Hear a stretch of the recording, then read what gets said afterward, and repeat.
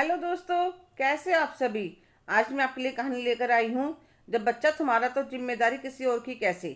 आज सुबह सुबह नाश्ता कर ही रही थी कि मेरी सहेली सुरभि का फोन आ गया। अरे कंचन, क्या सोचा तुमने मेरे प्रपोजल के बारे में। अरे यार, टाइम ही नहीं मिलता। मन तो मेरा भी बहुत है, तुम्हें तो पता है मुझे खाना बनाने का कितना शौक है। कुकिंग करने से मेरा शरीर दिमाग सब फ्रेश हो जाते हैं।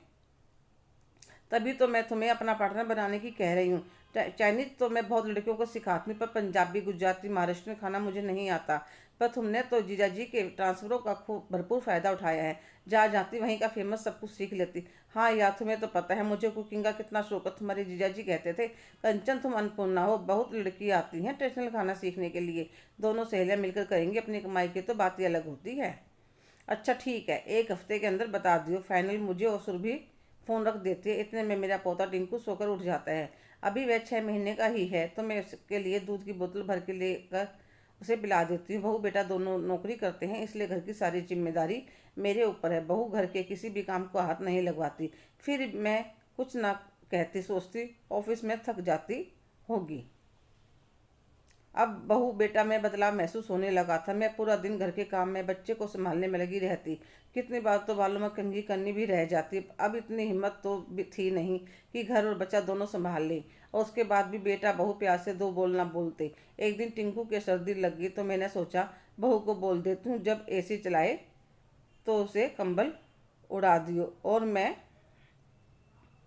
एक छोटा सा कंबल लेकर बहू के कमरे की तरफ गई तो दरवाजा हल्का सा खुला था। दोनों बेटा बहू आपस में बात करने लग रहे थे। रीवा अपने पति अतुल से कह रही थी, मम्मी जी तो इस तरह रहती है जैसे पता नहीं कौन सा बोझ उनके कंधों पर डाल दिया। अरे रसोई में काम ही कितना होता है, फिर थोड़ी देर हो जाए तो सवाल। अरे घर से निकलने वालों को कहाँ पता होता है कि घर से निकलने के बाद कितना टाइम लग जाएगा वापस आने में। नौकरी करके पैसा कमाना आसान बात है क्या। और इन्हें 4 रोटी बनाते जोर पड़ता है। अरे छोटा बच्चा क्या परेशान करेगा, और दिखाती ऐसे पता नहीं क्या पहाड़ तोड़ रही हैं। अब क्या करूं रावी, एक बेटा होने की परेशानी है, कहीं भेज भी नहीं सकता। वे चुपचाप अपने कमरे में आकर दरवाजा बंद करके फुट फुट कर रोते हैं। मैं इस बेटे के लिए अपने आप को भुला दिया था, नौकरी छोड़ दी थी। इतना बीमार रहता था, पूरा दिन थोड़ा थोड़ा करके इसके मुंह में कभी जूस कभी फ्रूट, क्योंकि यह 7वें महीने में ही हो गया था। इसे डॉक्टर ने कहा था इसकी आपको थोड़ी सी एक्स्ट्रा केयर करनी पड़ेगी, और आज यह मुझे बर्दाश्त कर रहा है। रोते रोते कंचन जी की आंख लग जाती है। सुबह सर में दर्द होता है तो वह किचन का काम नहीं कर पाती। बहू आकर कहती है, मम्मी जी आज नाश्ता टिफिन नहीं बनाए, तबीयत ठीक नहीं है। थोड़ा सा काम करती हैं, उसके लिए भी बहाने बनाती रहती हैं। अपना और अतुल का नाश्ता बना लेती है। नाश्ता करके कहने लगते, लंच कैंटीन में खा लेंगे। और कंचन जी को एक कप चाय का भी नहीं देती। अतुल भी उनसे उनकी तबीयत के बारे में नहीं पूछता। दोनों जाते हुए बस इतना कहते हैं, मुन्ना सो रहा है, उसको देख लेना। कंचन जी हिम्मत करके उठती है, अपने लिए चाय बनाकर पीते हैं और वह बिस्किट खाकर सर दर्द की दवाई लेती हैं। इतने में मुन्ना उठ जाता, उसको दूध पिलाकर बेड पर लिटा देती हैं और अपनी सहेली के पास फ़ोन करके कहती है, मैं तैयार हूँ, तुम ग्रुप बनाना शुरू कर दो। तो वह कहते एक हफ्ता लग जाएगा ग्रुप बनने में। शाम को खाना तैयार करती है।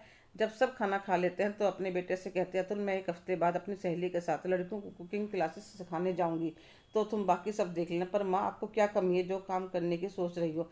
कुछ कमी नहीं है बेटा, पर अब मेरी जिम्मेदारी पूरी हो चुकी है। अब मैं अपने लिए जीना चाहती हूँ। पर माँ, मुन्ना भी छोटा है। हाँ बेटा छोटा है, पर उसकी जिम्मेदारी उसकी माँ की है। तुम्हारे लिए मैंने भी तो नौकरी छोड़ी थी। अब यह सोचे इसे कैसे संभालना है। अगले हफ्ते से जाने लगूंगी। सुनकर दोनों परेशान हो जाते हैं। अब बहू मीठी मीठी बोलकर रसोई में साथ में काम करवाने लगी थी।